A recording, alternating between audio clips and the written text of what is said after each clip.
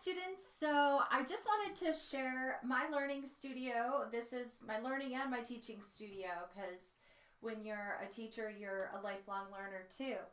But staying in shape while you are in school can be really difficult, especially if you're online at home as a student or a teacher. And I know this from experience because I generally put on about 20 or 30 pounds every year and then have to work really hard to get rid of it. I'm actually in the process of getting rid of it right now again. And I'm hoping that I'm not going to gain it back this year. I've been over time implementing different strategies. So if you think about your learning space in your house, it kind of has to be inclusive of everything that you would normally do in a big school where you would walk to your different learning spaces, right? So in here you can see I have my art studio, my creative studio. I've got my sewing machine here. In my closet that you can't see, I have all of my paints and my pencils and my art supplies. I've got my glue gun right here. It's ready to go if I'm needing, because my daughter and I are working on this fun little make a pillow project. And then I have a second monitor. This is something that I recommend for all students. This monitor probably cost me $10 at the pawn shop. It's great. All you have to do to get a second monitor is find out what kind of adapters on the back of it. Mine has the blue kind. Get one of those, and then I had to get an adapter for this because this new laptop no longer has that plug. So anyway, anything is possible. Walmart, Best Buy, all those places can get you the adapter that you need to get a second monitor plugged in. And then that's just so great because you can have your K-12 lesson plan over here. And if there's videos that go with it over here, you can be watching the videos while you're doing your work or whatever it may be. So I definitely highly recommend that you get into that. I know a lot of people have headsets. My head kind of gets sore if I keep anything on it, like headbands or anything. So I just went out and bought this little blue ice, I think it's called Blue Ice microphone. It was like $100. You don't have to get something that nice, but you can get a microphone that hooks up externally if you don't want to be tied to the headphones. They also have Bluetooth ones where you can just be walking all over your house and be listening to your class. So that's great. I wanted to just talk about some physical activities that you can do. So I took this taller dining room table that we had, and those little stands that you get to put your bed frame, the bed legs, the posts go down on there, and that'll lift the height of your bed. Well, I got those and put the dining room table up there. So now it's up here where I can easily type with my keyboards and I can be standing. And I got a really, really thick yoga exercise mat here. So as I'm standing, I've got a little bit of cushion to support me. I don't always have to be standing. I also invested in this chair, and I know that these things cost a lot of money, but I thought, wow, I'm going to be doing this, for the rest of my life. I want to make sure that I'm taking care of my back. So this is called a jellyfish chair, and you've seen the big exercise balls. This has basically an exercise ball underneath, and it comes with a pump, and you inflate it and blow it up, and this has a little cover on there.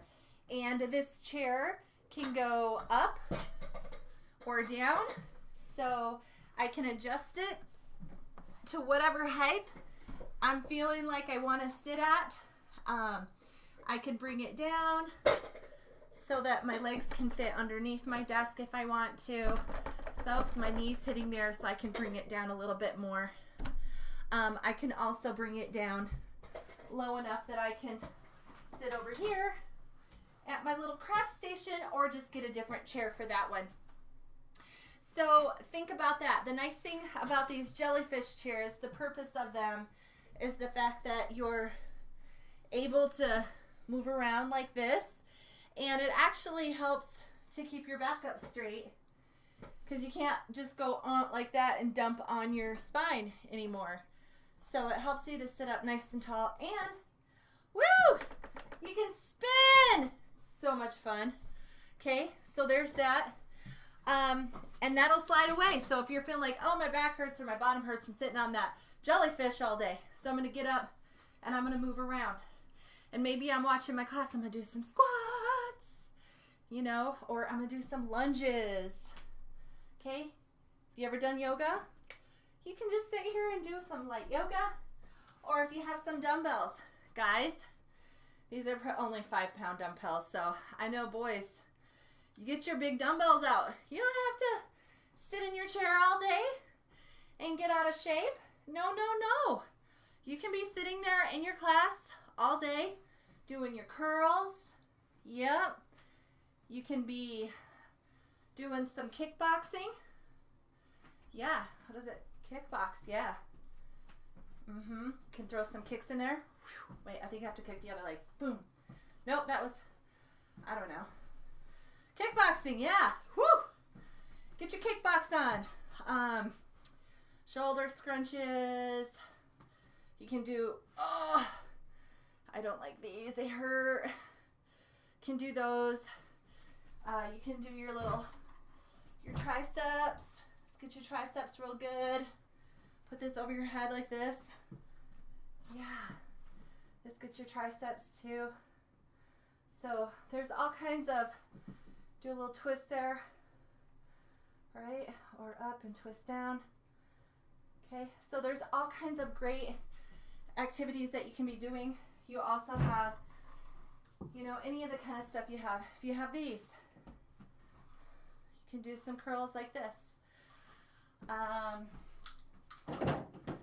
Yeah, knee taps.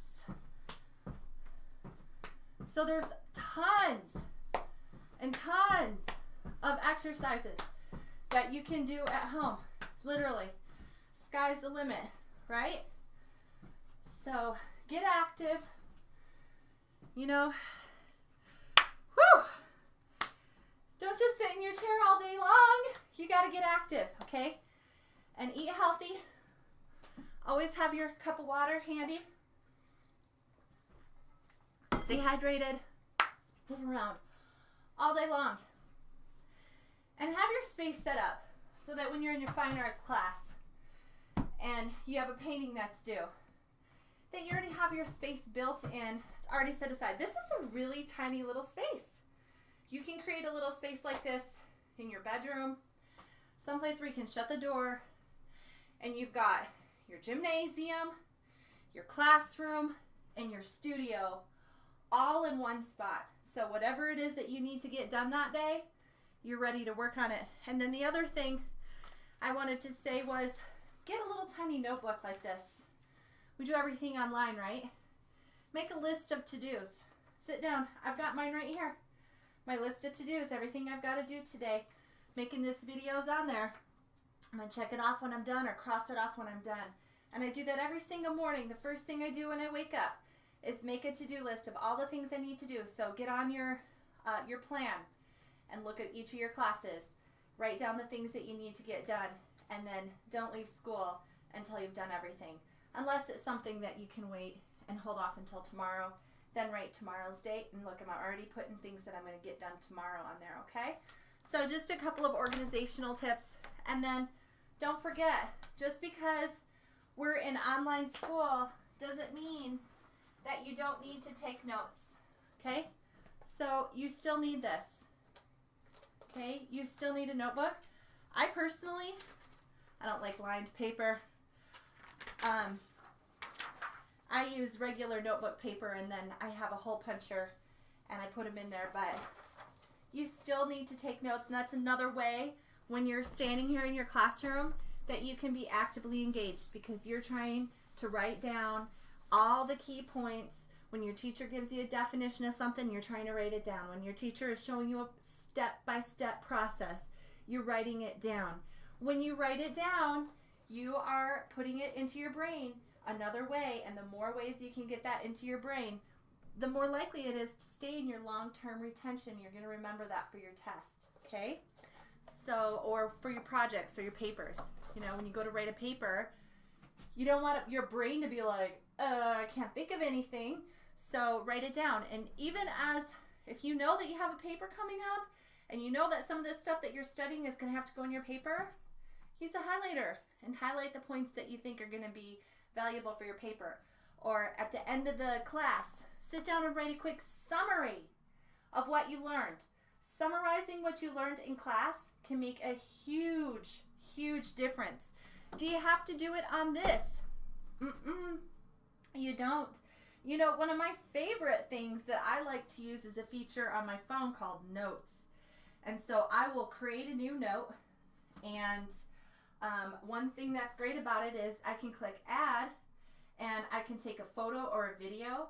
So let's say whatever my teacher's doing that day, I just want to take a quick little video of that. And I can click video, and I can go on here onto my computer, take a little video of that. Okay, or if I just want to take a picture, I can just take a quick picture. That puts that in my notes. I can use this text to speech. Today, math, Monday, August 26th. Today we learned about binomial equations. And whatever you want to say about that. Okay. Or here's my list of things to do today. Number 1, I need to make a video for students about how to stay active. Just some basic study tips.